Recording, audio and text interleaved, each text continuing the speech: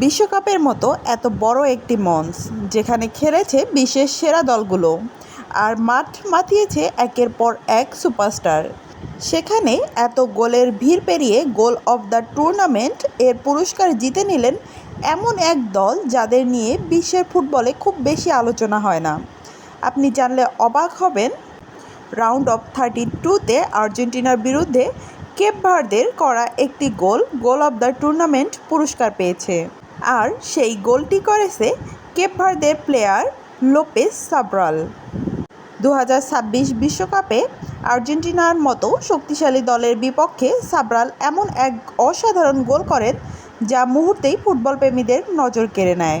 দূর থেকে নেওয়া সেই দুর্দান্ত শট বাঁক খেয়ে সরাসরি জালে জড়িয়ে যায়।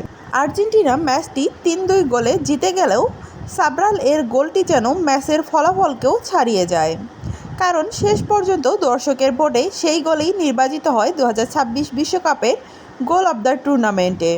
বড় বড় তারকা, বড় বড় দল আর অসংখ্য দুর্দান্ত গোলকে পেছনে ফেলে কেপ ভার্দে এর সাব্রাল এর এই গোলটি সবচেয়ে বড় স্বীকৃতি পেল।